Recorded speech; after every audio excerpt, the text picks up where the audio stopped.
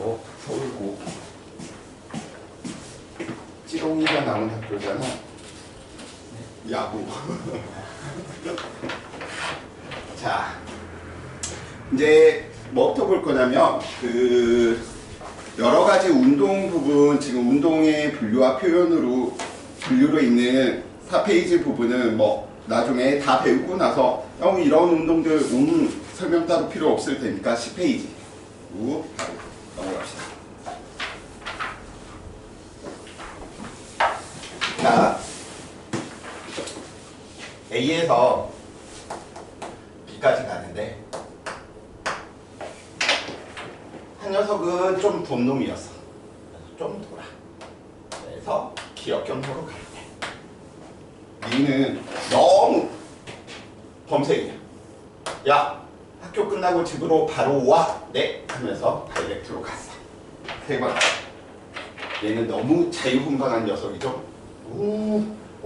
여자친구도 만났다가 피방에 갔다가 노래방도 갔다가 밥까지 사먹고 들어왔어.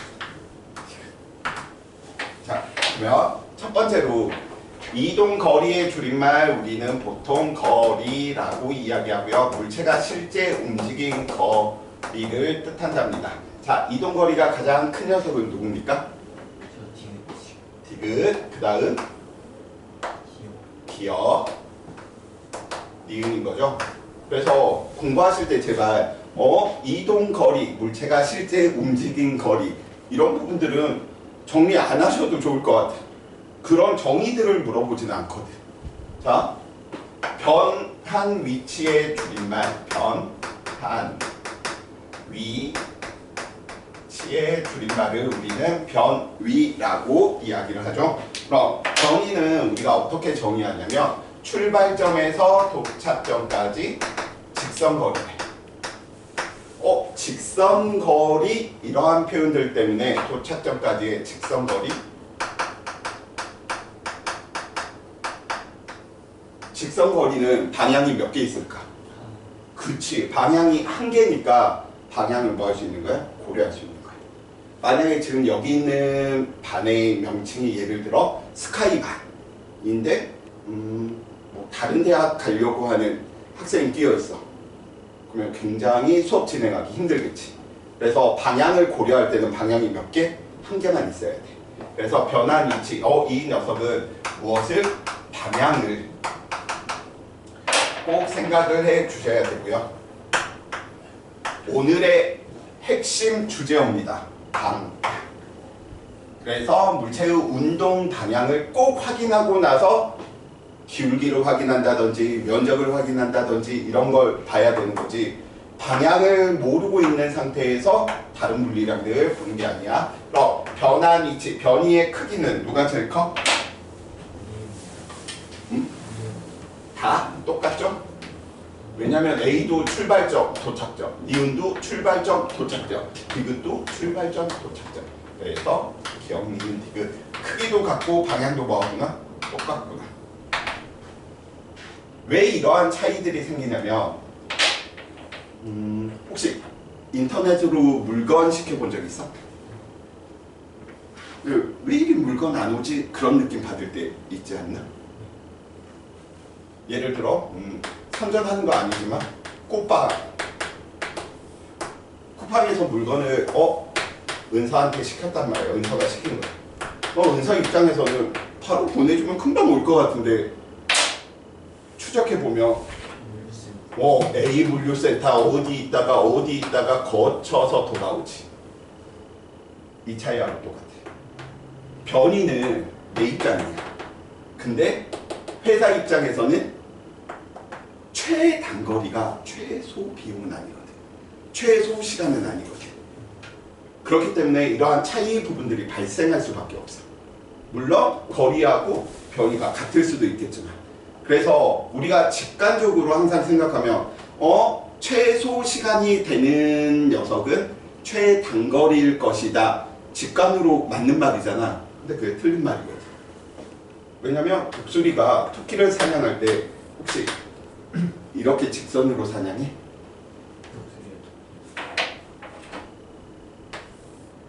이런 곡선으로 가거든. 우리는 이런 곡선을 보고 최소 시간이 걸리는 경로가 되는 저 곡선을 사이클로이드 곡선이라고 이야기를. 이 사이클로이드 곡선은 우리나라 건축물에서도 굉장히 많이 보인다. 경복궁 이런 것들, 이런 데가 다 사이클로이드. 왜? 우리나라의 건축 양식은 대부분이 목조야. 그러면 잘 안 썩어야 되겠지. 그치. 이게 직선으로 만드는 것보다 곡선의 사이클로이드를 따랐을 때가 제일 빨리 사라지다 보니까 덜 썩겠지. 근데 우리나라에서는 경험치로 지어둔 것뿐이고 서양에서는 아 얘가 최소 시간이 될 수밖에 없네 라고 하는 걸 학문적으로 증명한 것뿐이고요. 그래서 혹시나 심심할 때 유튜브에 사이클로이드 곡선 치면 굉장히 많은 실험들이 나오는데 이런 경로와 이런 경로에 동시에 놓잖아. 그러면 이 경로가 분석돼 없죠. 직관하고 좀 다른 부분인 거지. 그래서 거리하고 변이가 항상 같을 필요성은 있다 없다? 없다라는 거야. 물체가 실제 움직인 녀석 따지는 것과 물체가 최단 거리로 가는 거 따지는 거, 그건 필요에 따라서 우리가 이걸 쓸 수도 있고 저걸 쓸 수도 있는 거지. 쿠팡에서는 거리를 쓴다면 소비자 입장에서는 변이로 하는 게 나한테는 더 유리하니까. 자, 그러면 오빠 운동으로, 형아 운동 말고 오빠. 오빠라는 말 좋아해? 별로? 아직 어리군요. 쌤 오빠라는 말 굉장히 좋아하거든요. 그래서 경상도 사투리로 오빠야 막 이런 소리 하는 거 너무 귀여운 거야. 근데 또 사내분들이 그러면 좀 듣기가 싫고, 아무튼 오빠 운동, O에서 P점에서 A점으로 가는 오빠 운동을 한번 살펴봐 봅시다. 이 오빠 운동은 O에서 오빠 하면서 갔다가 이렇게 돌아왔어. 무슨 말인지 알겠죠? 오빠 이렇게 돌아온 거예요. 자, 이렇게 오빠 돌아왔을 때 O에서 P까지의 거리는 10m였었고요. P에서 A까지의 거리는 4m였습니다. 자, 이야기해 봅시다. 거리 얼마? 14m. 변이의 크기는 얼마? 출발점에서 도착점까지의 직선 거리니까 얼마만큼? 6m. 오빠 운동은 똑같은데 거리하고 변이가 달리 표현되었네? 거리하고 변이 중 누가 더 커? 거리가 변이보다 크구나. 오케이. 근데 오빠 운동은 이렇게도 할 수 있지만 이렇게도 할 수 있다고. O에서 P로 갔다가 P에서 A. 아까는 오빠였으면 이거는 오빠! 한 거야. O에서 P까지 얼마? 10m. P에서 A까지 얼마? 4m. 자, 거리 얼마? 14m. 변이 얼마? 14m. 어라? 이번에는 같네? 거리하고 변이가 같을 때도 있네? 그럼 이제 일반화 시켜봅시다. 언제가 거리가 변이보다 큰 거야? 오늘의 포인트는 얘다.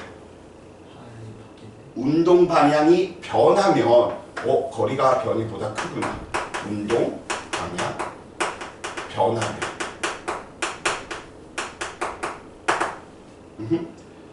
운동 방향이 변하지 않아 버리면 거리하고 변이가 뭐 해버려? 같아 버리는구나. 운동 방향 일자. 그래서 물리 공부하는 방법은 지금처럼 거리, 물체가 실제 움직인 거리, 변환 위치의 줄임말 변이, 출발점에서 도착점까지 직선거리 방향을 고려해야 된다. 이런 걸 가는 것보다 거리와 변이의 관계는 다음과 같네. 고로 이 물체는 운동 방향이 변했구나 안 변했구나를 확인하는 작업을 해야 되는 사고 문제풀이 방식이 물리야. 근데 친구들은 이런 것들을 보기보다는 이런 걸 정리하는 걸 더 좋아라 하죠. 특히 생지충들.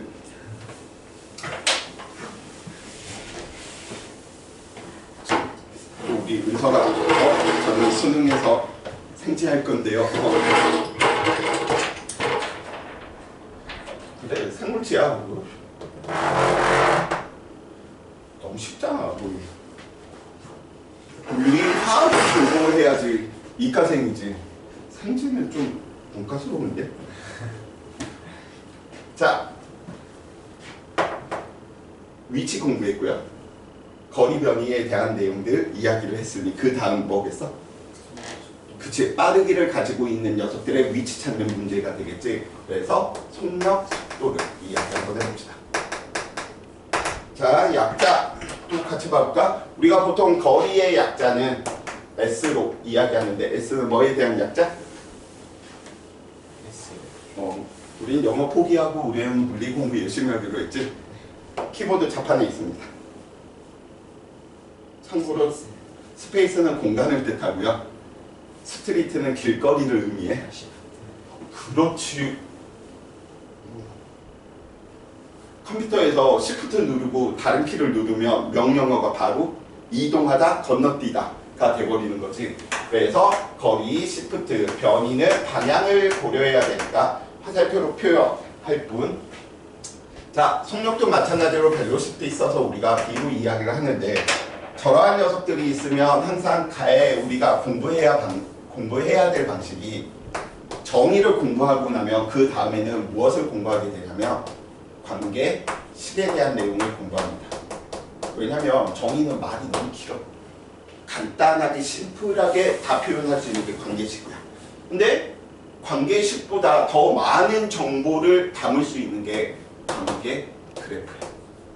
그래서 항상 새로운 정의가 나오면 이 정의가 어떻게 관계식으로 만들어지지, 이 관계식이 어떻게 관계 그래프로 그려지지, 하나의 세트로 친구들이 다 생각을 해 두셔야 될 부분인 것이고요. 계속해서 갑시다. 속력, 시간 동안에 이동한 거리.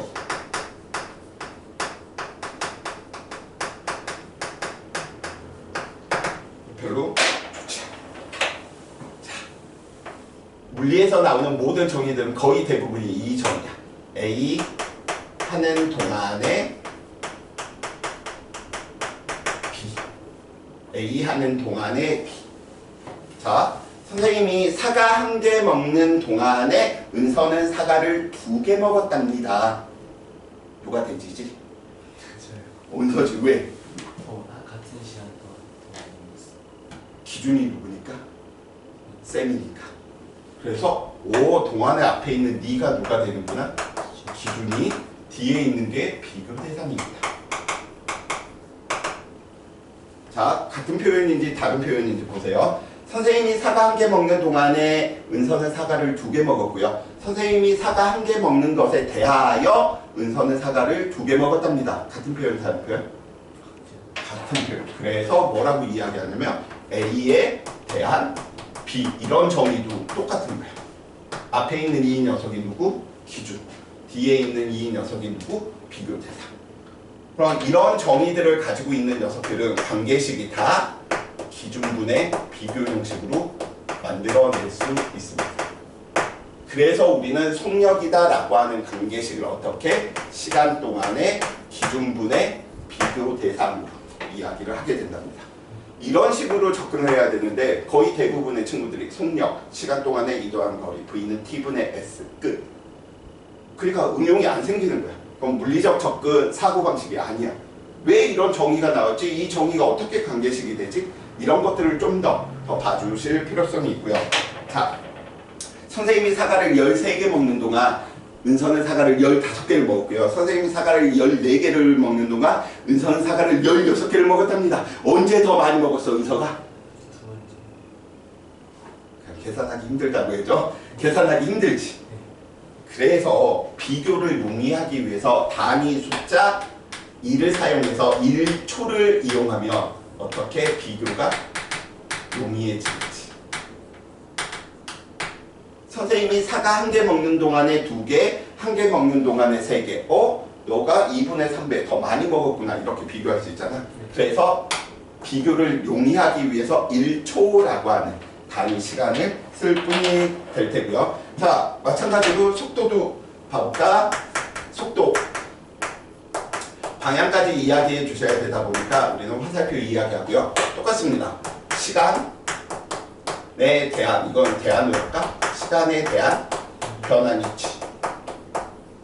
근데 비교 용이하기 위해서 당연히 단위시간 이야기할 거고요. 정의가 A 하는 동안의 B, A에 대한 B니 관계시 속도도 어떻게 기준분의 비교에 대한 형식으로 뭐 하겠구나? 만들어지겠구나.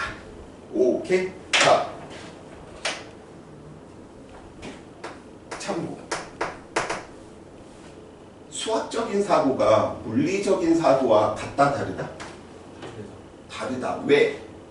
물리의 언어가 수학이기 때문에 수학은 스트레스를 받으면 안 돼. 수학을 못해서 물리를 못해요. 그건 잘못된 개념이에요.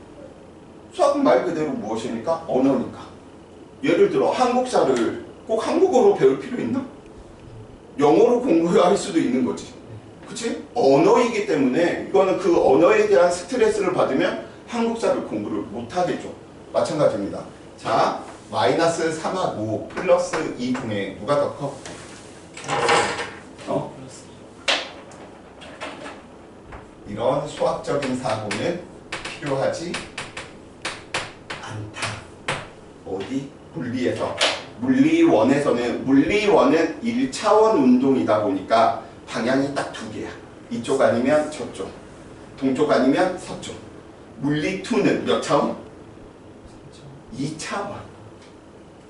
3차원은 아까 여기 있는 이석이 이런 얘들 너네 왜 책이 2차원으로 만들어져 있는지 알아? 우리가 몇 차원에 살고 있습니까? 3차원에 살고 있기 때문에 3차원에 살고 있는 사람한테 3차원의 설명을 하지 그럼 잘 못 알아먹어. 3차원에 사는 사람들은 2차원을 봤을 때가 가장 편해. 그래서 책에 2차원인 거야. 이게 막 홀로그램처럼 막 나타나가지고 막 우와 이렇게 돼 있으면 이해가 잘 될 것 같지만 오히려 더 복잡해버려. 그러다 보니까 내비게이션 같은 경우에도 요즘 같은 경우는 입체 3차원 시스템으로 충분히 구현할 수 있는데도 불구하고 네이버 길찾기나 이런 거 보면 대부분 평면 2차로 돼 있지. 그 이유가 우리는 3차원에 있기 때문에 2차원을 봤을 때가 이해도가 평균적으로 가장 높아서 그래. 자, 그래서 마이너스 3하고 플러스 2 중에서 대범한 물리에서는 누가 더 크구나? 마이너스 3. 그러면 우리가 의미하는 거 앞에 있는 이 녀석들이 의미하는 게 뭐예요? 그냥 방향인 거. 그래서 플러스 방향은 물체의 운동 방향, 마이너스 방향은 물체가 처음 운동하고 있는 방향의 반대 방향. 서쪽으로 3m, 동쪽으로 2m 누가 더 커? 서쪽으로 3m가 당연히 더 크지. 근데 수학에서는 안 그런단 말이야. 그러니까 오히려 수학적인 논리를 계속 접근하다 보면 틀릴 가능성들이 훨씬 많습니다. 왜? 그러면 수학 과목이지. 왜 물리 과목을 만들었겠어? 수학 안에 물리편을 만들겠지. 네? 보는 시야가 다르다라고 좀 생각을 해주시고요. 연속으로 계속 봅시다. 저 오빠 운동을 볼 건데 다음과 같이 이렇게 시간으로 정의되는 물리량들이 있어. 시간으로 정의되는 물리량들인데 시간으로 정의되는 물리량들. 시간으로 정의되는 모든 물리량은 항상 두 가지 값을 가져.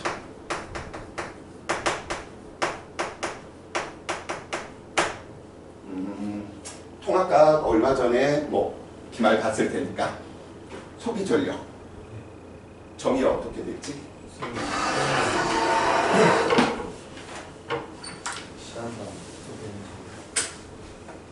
시간 동안에 소비한 전기 에너지. 그러니까 A 하는 동안의 B지. 그러니까 소비 전력 이야기할 때 어떻게? 이렇게 썼던 거야. 시간으로 정의되어 있다 보니까 이 소비 전력도 그래서 순간 전력, 평균 전력. 왜? 시간으로 적용되는 모든 값들은 다 두 개야. 순간값, 평균값. 자, 계속해서 살펴봐 봅시다. 그래서 시간으로 정의되는 녀석은 평균값과 순간값으로 이야기가 됐는데 지금 우리는 속력, 속도를 이야기했으니 속력이나 속도로 봐보자.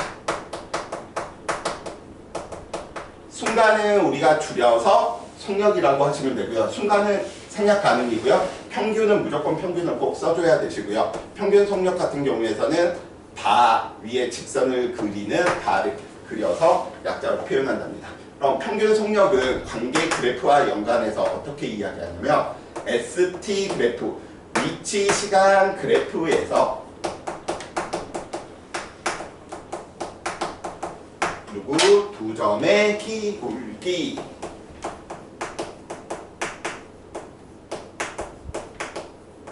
를 뜻하고요. 순간 속력 같은 녀석도 관계 그래프로 ST 그래프에서 접선의 기울기. 근데 이런 변화량들에 대한 개념들이 다 무슨 개념이냐면 결국은 수학으로 치면 미분에 대한 개념이거든. 그러니까 가속도, 전자기 유도에서 자속 변화율 이런 개념들이 어려울 수밖에 없는 게 수학적인 표현으로 미분인 거예요.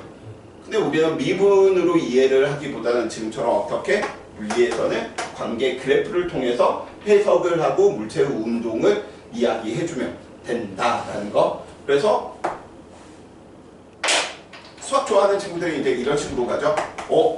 접선의 기울기. 그러면 순간 속력은 어떻게?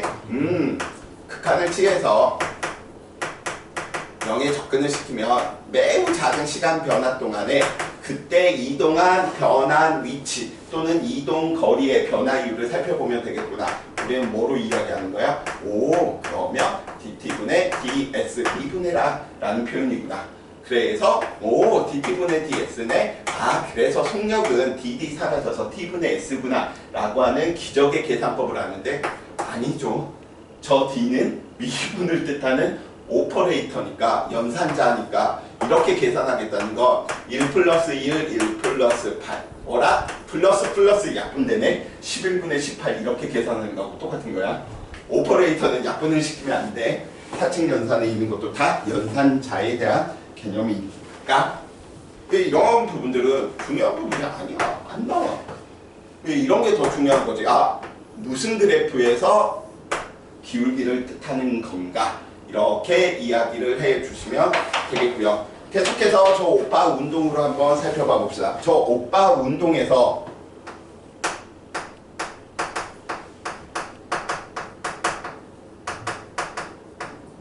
(2초) 동안 움직였대. 평균 속력은 얼마? 이걸로. 첫 번째.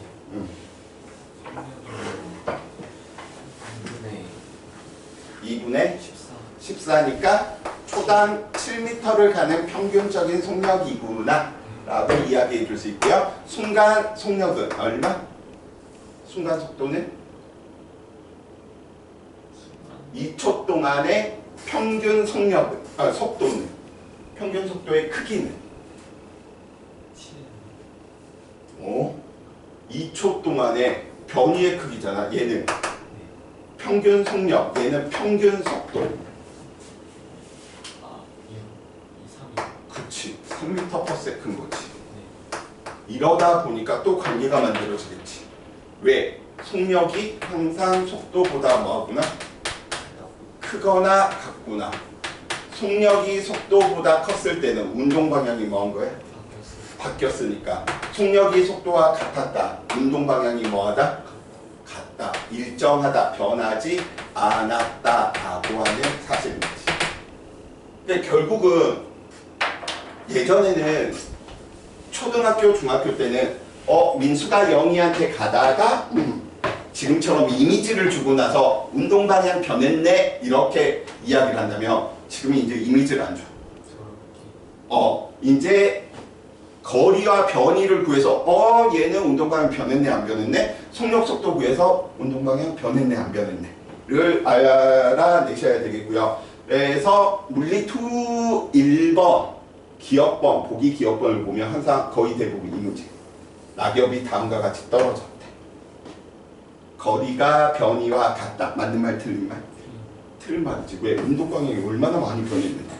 그치. 이게 변이고 이게 이동거리니까. 이게 물리 2 1번 보기 기억번 질문이야. 그래서 친구들이 저 거리와 변이의 관계들 꼭 좀 머릿속에 머릿속에 넣어주시기 바랍니다. 오케이?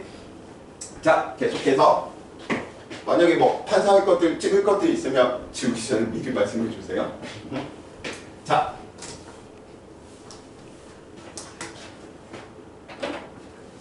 삐 관계 그래프를 살펴보다 보니까 우리는 가장 심플한 경우부터 관계 그래프를 살펴보자 라고 이야기를 할 수 있겠고요. 그 대표적인 녀석이 ST 그래프가 다음과 같이 이야기가 되는데 먼저 순간하고 평균값 살펴보기 위해서 살펴봅시다. 이렇게 위치 시간 그래프가 있으면 첫 번째 해석할 때부터 틀려버려. 왜? 물체가 이렇게 운동하고 있다. 맞아 틀려? 이 녀석은 물리원에서는 항상 몇 차원? 1차원이야. 이쪽 아니면 저쪽인 거야. 그러니까 얘는 이 직선상에서 움직이고 있는 거, 이 직선상에서 움직이고 있는 것, 시간에 따른 위치를 나타내니까 이렇게 표현된 거지. 얘가 이 공간을 이렇게 움직였다. 해석하는 친구도 굉장히 많아. 아니야. 무조건 물리원은 몇 차? 1차. 자, 그래서 V1, 얘 T1. 그때 위치 S1. 이 녀석 T2. 여기로 잡을까? T2. 그때 위치 S2. 삐빅 T3. S3. 자, 문제 갑니다. 0에서 T3 동안 속력과 평균 속력, 평균 속도 중에 누가 더 큽니까? 같습니까?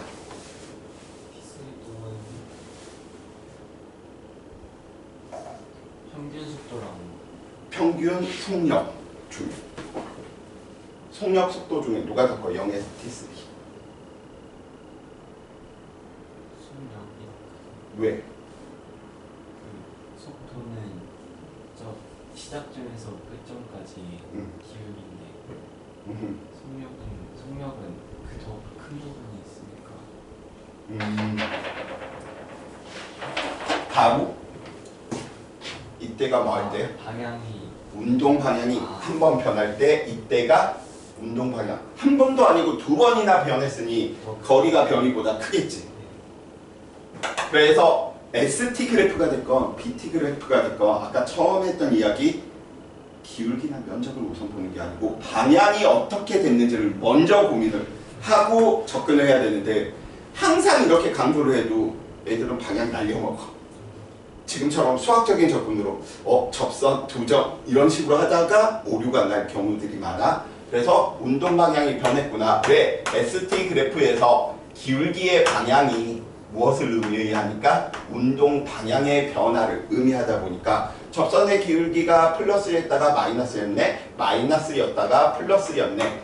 두 번 변했구나. 거리가 변이보다 크겠구나. 평균 속력이 평균 속도보다 크겠구나.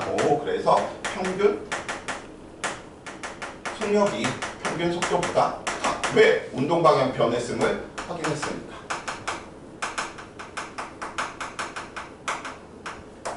자, 다음과 같이 T1이었을 때 접선의 기울기와 T2였을 때 접선의 기울기 이게 뭐야? V1, V2고요. 그래서 접선의 기울기가 V1이 더 크구나. T1일 때 순간 속력이 더 크구나. 비교할 수 있겠고요. 절대 미분에서 구하는 게 아니고 아마도 관련된 문제 나오면 모는 종이 묶음으로 이야기가 될 테고요. 평균값 이야기하다 보니까 다음과 같이 이야기해 놓을 수 있겠네. T1과 T2 사이의 평균 속력은 다음과 같이 두 점의 기울기구나 라고 이야기해 놓을 수 있겠지. 그래서 얘 같은 경우에서는 어떻게 T1과 T2 구간 사이에서 T1과 T2 구간에서 V1이 가장 빨랐고요. V2가 가장 작았고 그 사이의 평균값이 중간값이구나.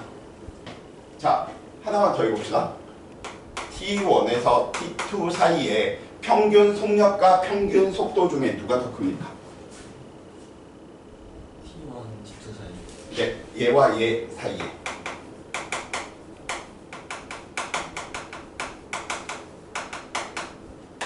누가 더 커?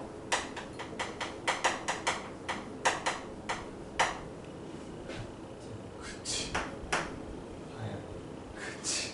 그러니까 접선의 기울기 이건 나중에 보는 거고 무조건 모든 운동 운동의 기본은 운동 방향이 변했는지 안 변했는지부터 보고 기울기나 면적들의 의미를 살펴보는 내용입니다.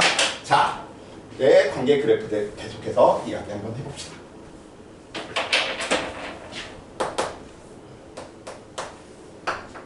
심플한 케이스로 이야기하다 보니까 시간에 따라서 다음과 같이 위치가 변하더래. 또 이 공간에서 이렇게 운동한다는 소리가 아닌 거죠. 1차원에서 지금 운동하고 있는 걸 위치에 따라서 나타낸 것이고요. 운동 방향 변했습니까? 안 변했습니까? 안 변했지. 운동 방향 변하지 않았으니 거리와 변이가 같겠지. 속력과 속도가 같겠지. 아, 속력과 속도가 같네? 잘은 모르겠지만 y는 ax의 1차 그래프네. 모든 그래프의 분석은 물리에서 1차원밖에 없어. 1차밖에 없어. 3차, 4차 안 나옵니다. 자, 그럼 관계식에 의해서 우리는 뭐라고 이야기해 놓을 수가 있는 거야? 오, x축의 시간이 y축에 변이가 있네? 위치가 있네? 기울기가 무엇을 의미하는구나? 아, 속력, 속도를 의미하는데 접선의 기울기와 두 점의 기울기가 같으니 얘는 평균이나 순간값들이 늘 같겠구나. 그래서 얘 기울기가 무엇을 의미하는구나? 속력, 속도. 얘는 속도라고 하셔도 맞고 속력이라고 하셔도 맞지. 방향이 안 변했으니까 기울기가 일정하네. 속도가 일정하네.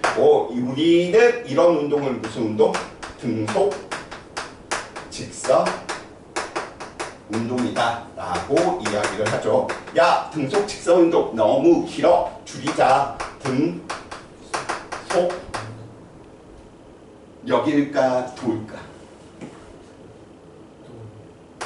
방향도 안 변하다 보니까 등속도 운동. 너도 너무 길어. 더 줄여. 등속 운동. 등속 운동. 너도 너무 길어. 또 줄여. 없어.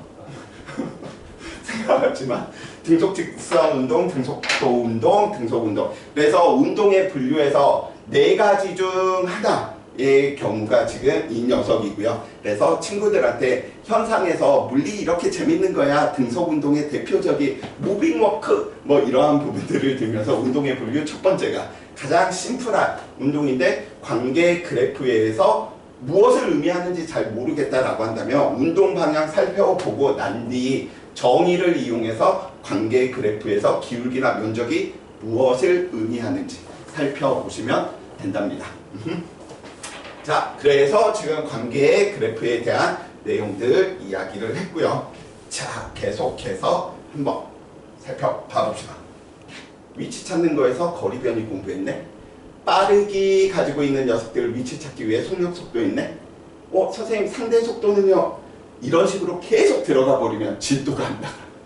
그래서 상대 속도에 대한 개념들은 선생님이 3월 달에 이제 친구들 내신 들어갈 때나 이럴 때 이제 한번 들었던 내용에서 내가 추가로 해주기가 편한 게 지금 들었던 친구들은 내 마인드맵에서 우리가 가지고 있던 마인드맵에서 우리 여기까지 했으니까 이 내용 여기에 끼일 거야. 훨씬 더 장착이 잘 되시겠죠?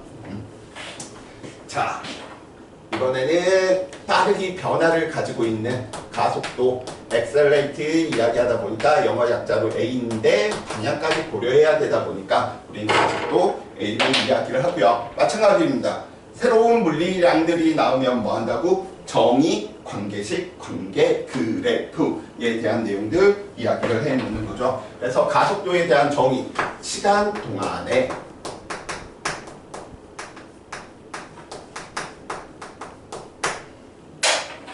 속도가 아니고 속도 변화량이지.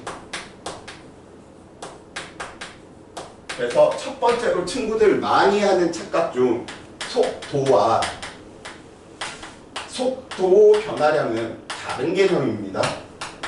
그래서 중학교 3학년 과정에서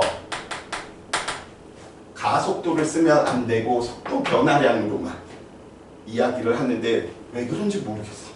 그냥 처음부터 가속도를 알려주면 될걸. 그치? 그럼 비교를 용이하기 위해서 단위 숫자 2를 이용한 단위 시간을 쓸 텐데 정의가 A 하는 동안의 B네. 그래서 가속도 관계식 만들어내면 시간 동안의 속도 변화량일 테고 변화량은 수학이나 물리나 똑같습니다. 항상 나중값에서 처음값이다 보니까 누구 나중 속도에서 누구의 속도를 빼는구나 처음 속도를 빼주는구나. 자 그러면 여기에서 우리가 좀 짚고 넘어가야 될 것들 한번 이야기 한번 해봅시다. 자 물체의 처음 운동 방향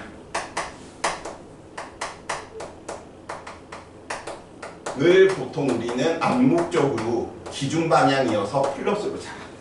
동쪽이어서 오른쪽이어서 플러스의 개념이 아니고 물체가 처음 운동하고 있는 걸 기준으로 잡고요. 물체의 처음 운동 방향과 가속도의 방향이 같을 때 그런 식으로 한번 의미 한번 해봅시다. 가속도의 부호가 플러스가 나왔어. 물체의 처음 운동 방향이니까 이 녀석 플러스겠지. 근데 얘 플러스 나오려면 이 녀석은 얘보다 커야 돼, 작아야 돼? 커야 되는 거지. 아, 물체의 처음 운동 방향과 가속도의 방향이 같으면 무슨 일이 벌어지는구나? 속도가 증가하는 거야. 오늘의 핵심 주제 하나 꼽아라 라고 한다면 방향. 항상 방향을 살펴봐야 돼. 그건 힘도 마찬가지고요. 물체의 처음 운동 방향과 가속도의 방향이 반대가 된다는 것. 이 값이 마이너스가 되려면 이게 더 작아야 된다는 소린 거지. 그렇지. 그래서 처음 속도가 더 크다는 건 나중 속도가 느린 거지. 그래서 속도가 뭐 하는 거야? 감소하구나. 꼭 좀 머릿속에 넣어두시기 바라고요. 자, 우리가 이야기하는 가속도 운동은 정말 복잡한 운동이거든. 그래서 물리원에서는 무슨 운동만? 가속도가 일정한 속도 변화량이 일정한 운동의 무슨 운동만 살펴보겠다? 등가속도 운동만 살펴보겠다.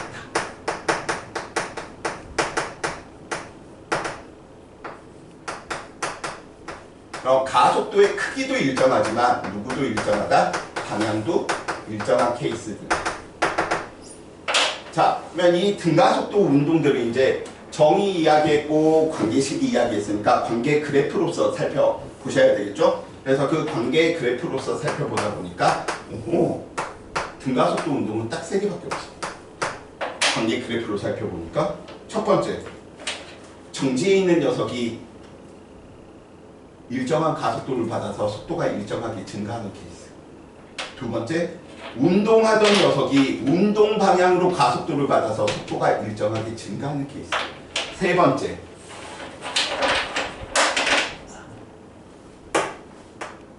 운동 방향과 반대 방향으로 가속도를 받아서 속도가 일정하게 감소하다가 정지한 후에도 반대 방향으로 속도가 빨라지는 케이스. 그래서 항상 가속도의 방향과 물체의 운동 방향이 반대가 되어버리면 정지하는 시점이 있고 나서 방향이 반대가 된다는 거 꼭 좀 이야기해 주시기 바랍니다. 그래서 1, 2, 3 중에 하나야 무조건. 근데 제일 기본이 되는 게 1이고요. 제일 친구들이 어려워하는 게 2번이나 3번 케이스들이 나오면 어려워한답니다. 자, 저 3가지의 케이스를 중력이 작용하고 있는 공간, 중력장 내에서도 등가속도 운동은 3가지로 이야기가 된답니다. 첫 번째, 정지해 있는데 선생님이 손을 놓으면 중력이라고 하는 일정한 힘을 받아서 가속도가 일정한 자유낙하 운동을 하지. 이게 몇 번? 1번 케이스. 저때 가속도가 하필이면 중력 때문에 생기는 가속도여서 우리는 G라고 하는 중력 가속도. 통합과학에서는 9.8을 자주 쓰겠지만 물리원에서는 9.8 따위는 쓰지 않습니다. 다 식이야. 그러니까 계산에서 변별을 두기보다는 어디에서? 아이디어나 푸는 방법으로 승부를 보겠다는 소린 거지. 두 번째, 운동하고 있는데 아래 방향으로 일정한 힘을 받아서 속도가 빨라지는 이런 운동을 보고 우리는 연지 하방 운동. 세 번째, 운동 방향은 위쪽인데 아래쪽으로 일정한 힘, 중력을 받아서 속도가 일정하게 감소하다가 최고점에서 정지한 순간에도 힘이 작용하고 있었으니 아래 방향으로 속도가 증가하는 연지 상승. 이 세 가지 케이스에 대해서만 확실하게 하면 되는데, 첫 번째 오늘 선생님하고 꼭 해주셔야 될 부분이 저 1번. 아까 69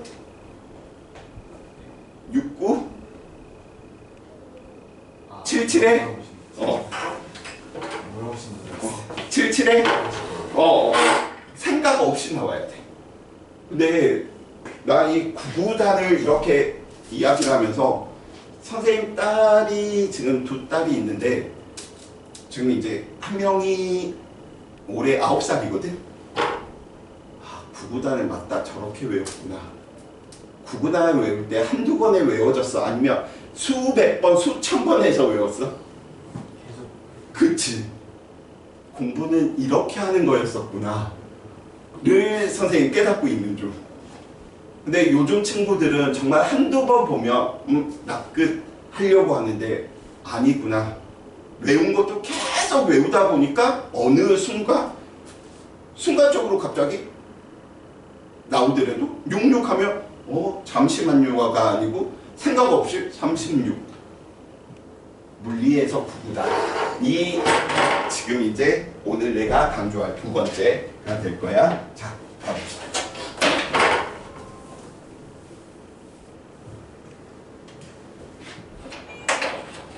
방학 때는 물리쌤 여기에서 물리 강의가 있었어? 이 학원에서? 네, 여기서 있어요. 그땐 쌤 이름이 뭐였어? 잘 모르겠을 때딱 4번만 해가지고 가페쌤이나 내가나? 선생님 말하시고 대답을 빨리 못하는 걸 보니까 아니구나. 네. 마상했어. 자, 성질이 매우 욱해서 조심해야 되는 물리하는 남자 조성욱입니다. 근데 생 글자를 이제 보다 보면 나중에 지금은 좀 스트레스가 있을 수도 있는 게 선생님 최대한 좀 빨리 쓰다 보면 이렇게 써지거든. A, V, U. 그럼 이제 막 얘들이 내 필체 보고 이제 무슨 글자예요? 막 물어보고 하는데 한 3, 4주 지나면 보통 친구들이 이게 해결되더라고. 그 다음에 한 5, 6주가 지나면 이제 이런 필체들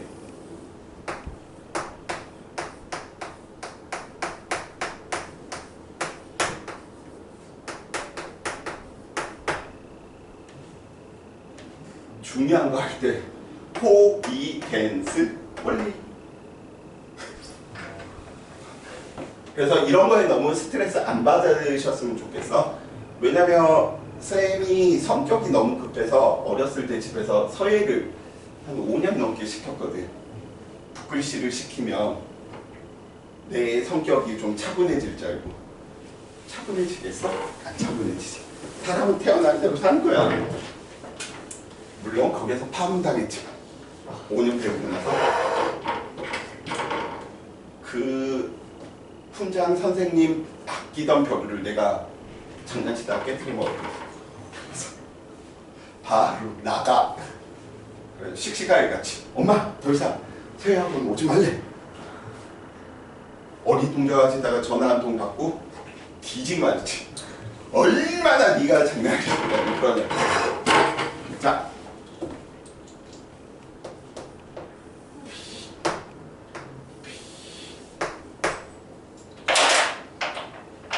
몇 페이지 잠깐 보시냐면 14페이지. 내가 일부러 이렇게 한 건 강조함에 따라서 너네가 많이 보고 많이 해봐야 된다는 뜻이거든. 근데 열에 5명 이상 다 여기다 오목구목 잡아져 있어. 놀라운 일이야. 자, 첫 번째 저 케이스. 이거 수학으로 치면 삼각형의 면적, 삼각형의 기울기, 삼각형의 밑변, 삼각형의 높이 4개거든. 기울기와 높이 가지고 삼각형의 면적 표현할 수 있어 없어? 삼각형의 기울기 기울기와 높이.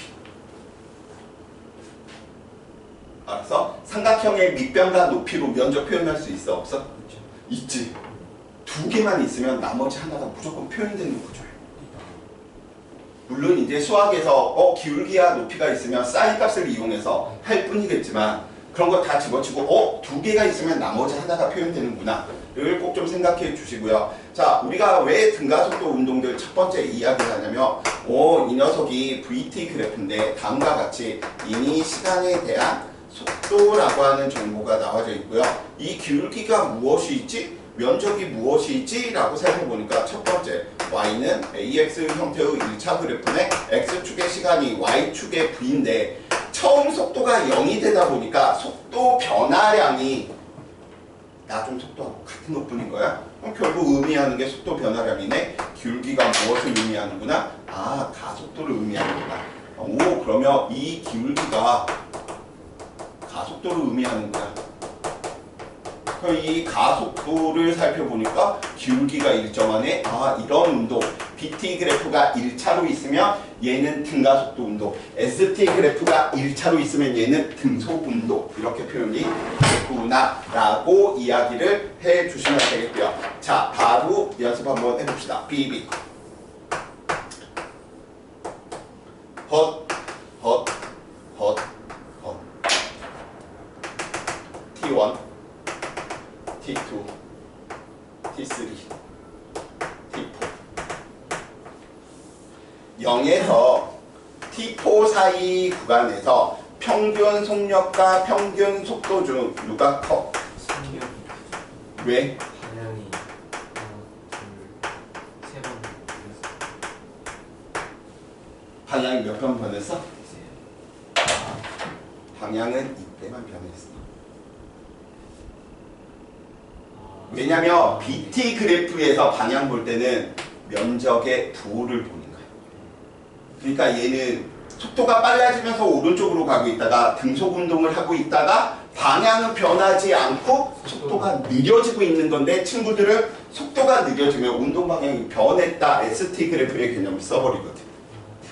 근데 ST가 됐건 BT가 됐건 운동 방향 보실 때 접선의 방향이 변했는지 면적의 부호를 변했는지 꼭 좀 살펴봐 주셔야 돼. 그래서 얘는 이때가 운동 방향이 뭐였구나? 변했구나.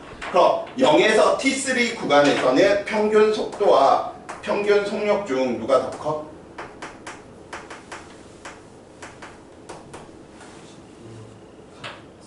같지. 왜? 한 번도 얘는 이 구간에서 운동 방향이 변한 적이 없었으니까. 그래서 방향 변하는 거 보고 나머지 정보들 이야기해 주셔야 되겠고요. 자, 9구단 가봅시다.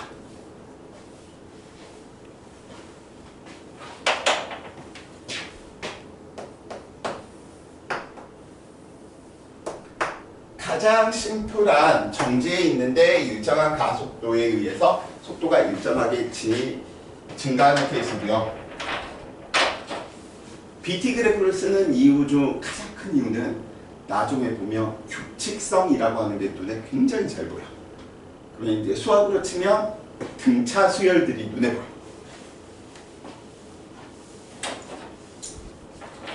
수열 언제 배우지? 어디서 배우지?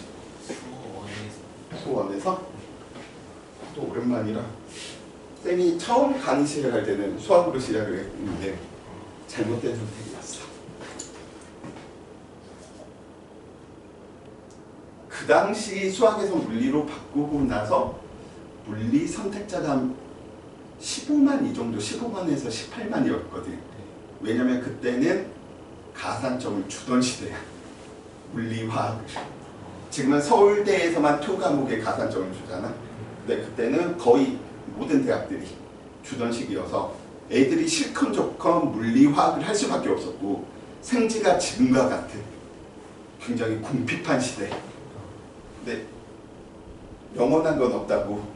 궁핍이 있으면 부유가 찾아오고 부유했던 시기가 있으면 궁핍이 찾아오더라고.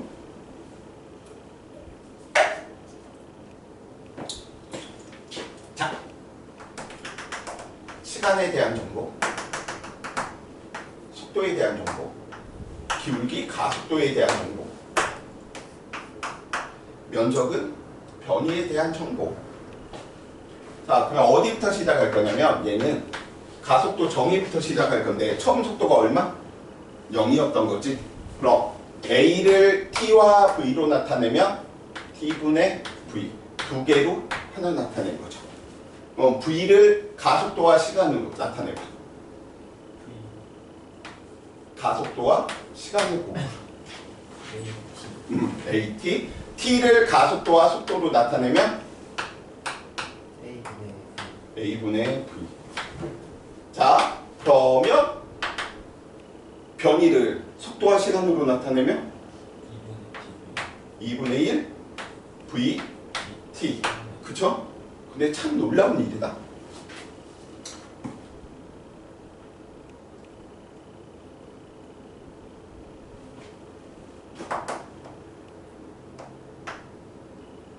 삼각형의 면적을 밑변과 높이로 나타내봐. 그러면 2분의 1 곱하기 밑변 곱하기 높이요. 잘 대답하던 친구들이 등가속도 운동의 문제입니다. 변이를 속도와 시간에 대해서 나타내보세요.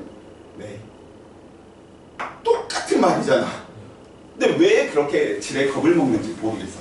자, 아무튼 변이를 V 대신에 AT 넣으면 얘 뭘로 나오겠어? 2분의 1 A 오, 좋습니다. 그럼 T를 A와 S로 나타내면 T 제곱분의 ES. T를 V와 S로 나타내면 얼마만큼? V분의 ES. V를 S와 T로 나타내면 얼마? T분의 ES. 뭘로 할까? 이걸로 해볼까? 저기 있는 지금 V는 AT에서 T 대신에 이건 넣어봅시다. 그럼 V분의 얼마만큼? 2AS가 될 테고요. 그러면 V 제곱이네. 그래서 V는 얼마만큼? 루트 2AS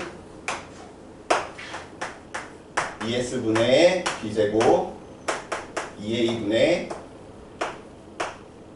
B제곱 T를 A와 S로 표현하니까 루트 A분의 ES죠. 그래서 이게 1차적으로 구구단이야. 한 이 정도 스피드까지는 바라진 않아. V는 AT, T분의 ES, 루트 2AS. S는 2분의 1 VT, 2분의 1 AT 제곱, 2A분의 B제곱. T는 A분의 V, V분의 ES, 루트 A분의 ES. A는 T분의 V, T제곱분의 ES, ES분의 B제곱. 이 정도는 아니더라도 다음 시간 때 은서한테 응? B는 했는데 네? 잠시만요. 이래버리면 이미 이 문제는 틀릴 수 있는 확률이 너무 커. 인수분해를 하려고 하는 친구한테 구구단을 시켰더니 잠시만요. 저 할 줄 알아요. 그러면 그 인수분해 푸는데 너무 많은 시간이 걸리니까 다른 문제를 못 풀어버린다. 그래서 생각 없이 자고 있는데 갑자기 어디선가 ET의 소리가 들려. ET? T는 A분의 V, V분의 ES, 루트 A분의 ES 이런 식으로. 그래서 그거 연습하시라고 한 칸에 큰 공간이 있는 것이고요. 그래서 문제 푸는 거 선생님이 1주차이기도 하고 이게 되면 등가속도 운동에서 50%는 먹고 들어가는 거거든. 근데 이게 안 되면 이제 슬슬 물리 적자, 던지자 이제 어려워지기 시작한답니다. 자, 네, 오늘의 마지막 개념입니다.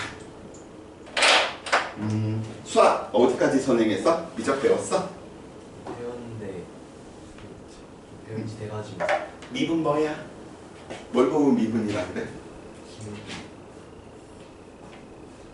너무 딱딱하잖아. 더워서 옷 벗었네? 더 더우면 그것도 벗을 거지. 샤워할 때는 또 벗을 거지. 그게 뭐야? 미분이지. 하나하나 차수를 낮추어가는 과정이죠. 적분은? 그러니까 오늘 집에 가셔서 또 아빠 샤워하기 위해 지금 미분 과정을 하고 계시는군요. 샤워하고 나서 아빠 적분하고 계시네요. 그 나중에 여자친구가 생기면 이제 대학 가서 어떻게? 너 나랑 같이 미분 공부하지 않으려? 무슨 생각하는 거야 또 미분 공부하는 거예요 미분 공부? 예, 선생님의 관점 이런 식으로 그 당시 때는 유머였었지만 지금은 이제 그런 시기가 아닌 거죠. 물리 배우면 써먹을 수 있는 게 어마어마하게 많다니까 정말. 함부로 쓰면 안 돼. 은팔찌 찰 수 있어. 잡혀 들어갈 수 있습니다. 자, 그래서 다음 시간까지 저 12개 물리량 구구단처럼 달달달달 해오시면 좋겠고요. 그래서 하루 외워서 그냥 끝내기보다는 학원들 왔다 갔다 이렇게 하실 때 30초에서 1분간 그냥 이렇게 쓱쓱 7번을 보는 게 훨씬 효과가 좋습니다. 왜냐면 모든 사람의 망각은 3일쯤 되면 절반 정도 다 잊혀지는 구조고요. 선생님 저는 망각을 안 하는데요. 그러면 그 사람은 자살할 확률이 굉장히 크다라고 느껴. 왜냐면 슬픔을 잊기 위해서 망각이라고 하는 기제를 펼쳐야 되는데 만약에 엄마 아빠가 만약에 하늘나라로 가셨어. 너무 슬퍼. 근데 이게 잊혀져야지 사람이 살 수 있는 거잖아. 근데 그걸 잊지 못한다면 너무 우울하지. 그래서 3일 정도 될 때 계속 반복을 하는 게 굉장히 정보화 이론 쪽에서는 뭐 추천하고 있는 방법이고. 자, 그러면 오늘 우리가 관계 그래프들 했던 것들 대표적인 두 운동 있죠? 등속 운동이다. 등가속도 운동.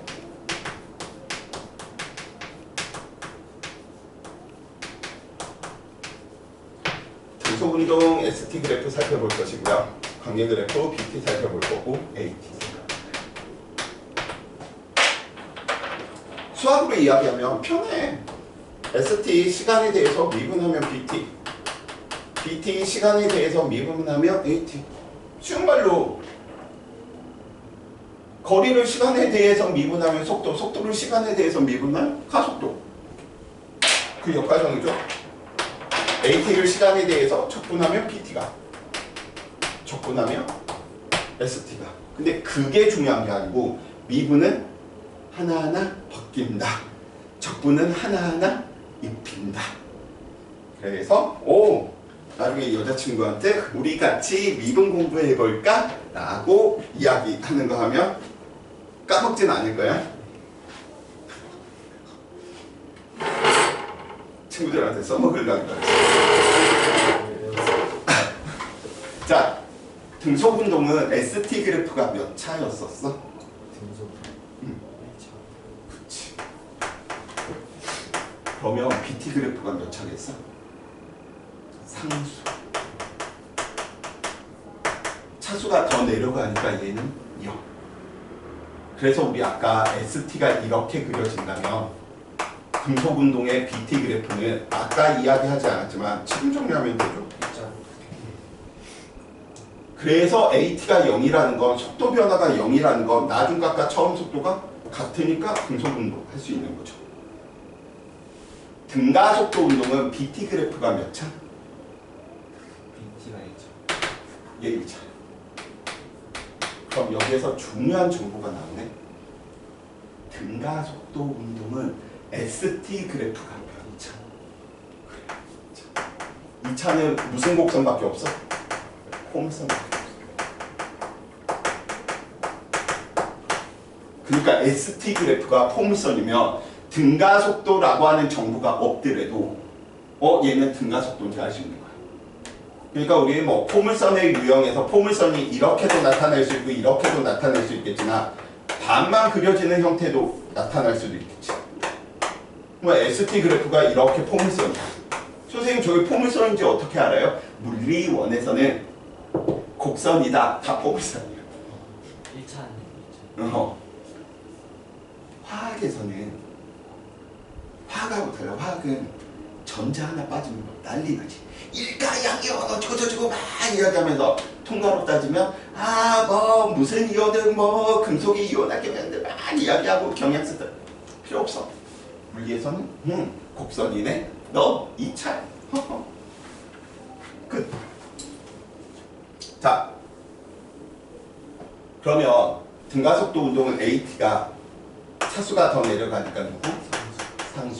물론 AT 그래프는 다음 시간 때 더 붙여서 내가 이야기하겠지만 오늘 중요한 거 이거에 대한 내용을 한번 살펴봐 봅시다. 선생님 저거에 대한 내용이 뭘 의미해요? 자, 처음 속도를 초속도 또는 처음 속도 V0로 표현하고요. 0이다. ST 그래프가 다음과 같이 2초일 때 8m를 가까이. 가속도는 얼마? 오, 어떻게 그랬어? 속도 변화. 미분한 거야? 시간당 속도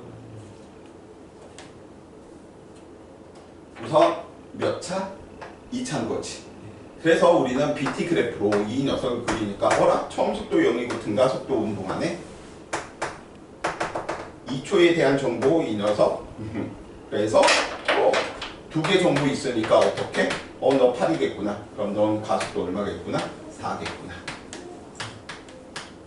그려서도 가도 되겠지만 얘는 얘와 얘 정보가 있는 거지. A 물어보고 있는데 지금 누구?